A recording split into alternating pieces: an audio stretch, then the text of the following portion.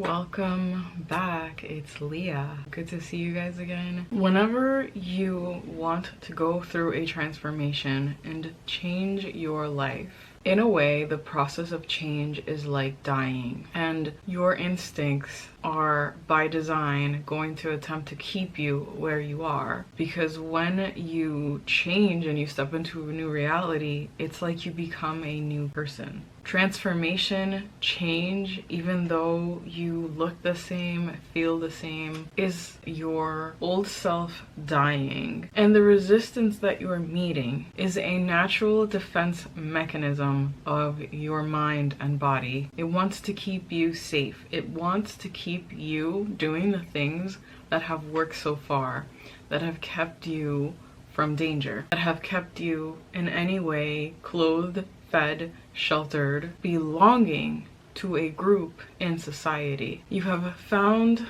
a corner of the world in which you can fit into and you can survive. Even if you feel limited, trapped, you feel like your dreams are out of reach, you are still surviving and existing in that place. And so the longer you remain in it, the more your mind and body start to believe, it doesn't matter that I don't have it all.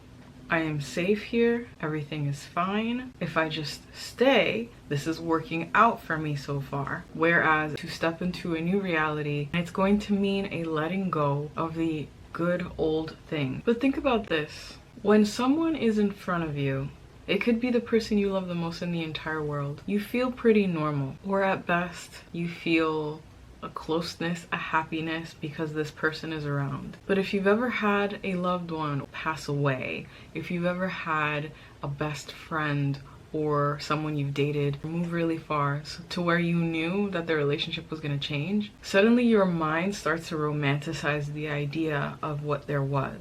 Or if you've been through a breakup, the way that you remember them and the longing that you feel isn't always equivalent to how it felt when you were actually together. Your brain and your body have a lot of resistance toward change, and you have to look about evolutionarily doing the things that already work instead of always seeking out the new meant that you were going to live longer. The thing is, as soon as you allow yourself to take that scary leap, it'll feel a little bit like when you're on an airplane and it takes off, when the car meets a bump in the road and it's temporarily in the air. You soon land back on the floor. And when you see all of the good things that are going to be there in this future, in this new reality, you are going to forget the old you. You are going to forget the old attachments. Like when you enter college, you are gonna forget a lot of those high school friends that you were super close to, that you spent years with, but you'll make new ones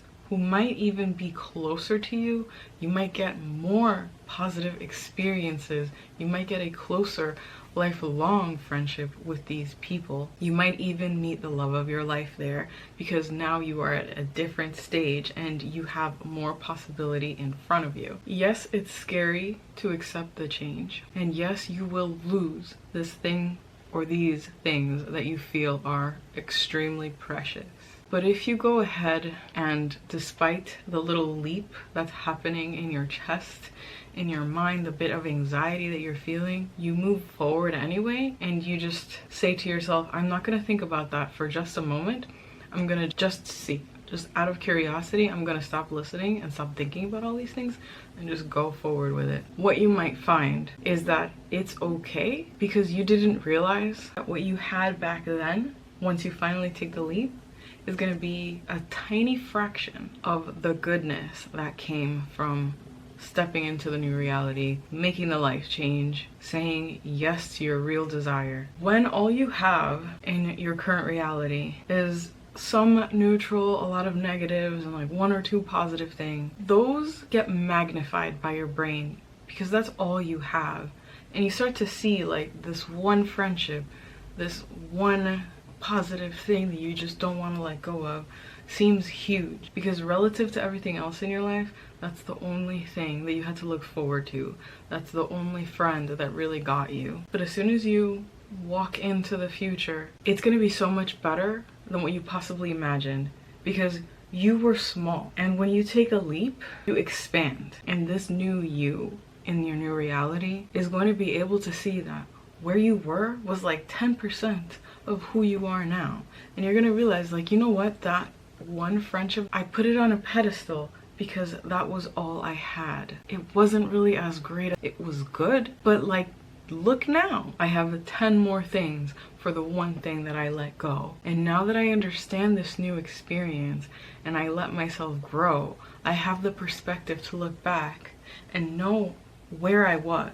If you don't give yourself the chance to step into a new reality, to try something else, to go after what you want, you're never gonna know that what you had really ain't shit. And you just think that because your world is tiny, because you are in this secluded corner of the world. Give yourself the chance to expand, to take up space mentally, emotionally, because time is going to pass by anyway. And with time, you're going to become a new person regardless.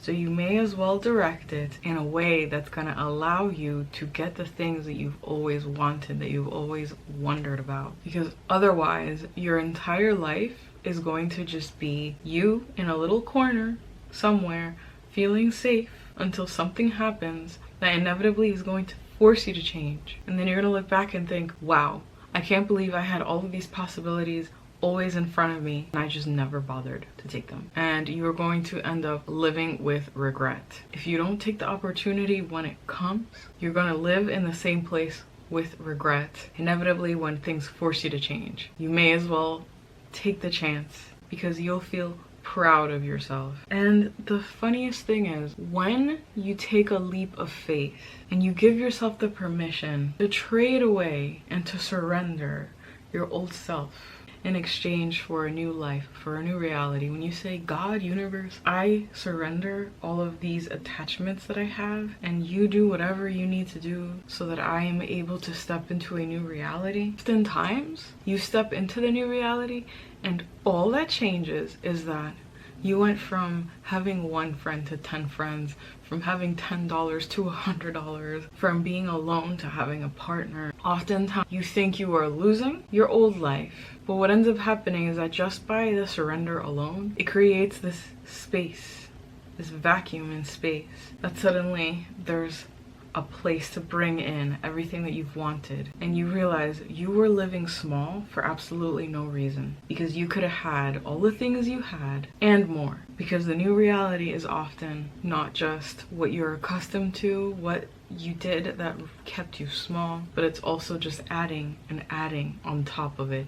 Think of it like you're trading away your fruit bowl that only has one apple because you're scared. If I give this apple away, then I have nothing to eat. And you quiver in fear, this is my only apple. But if you just say, God, do whatever you will, here's the bowl, what you'll often be handed is an entire basket. And if you never let go of that bowl, you'll never have the hand to receive the basket. That's how it works. And that fear and those things that you fear that will come true are often just bigger in your mind than what they are in our physical reality. Your mind is going over it and making it huge. Maybe you're scared of someone's opinion, and in your mind you're going, oh my God, they're gonna judge me because I made this change. And it keeps popping up in your head, you keep thinking about it, you're ruminating. And then when they see you, example, you dyed your hair a different color, all that happens is they say, oh, you look different. And life continues.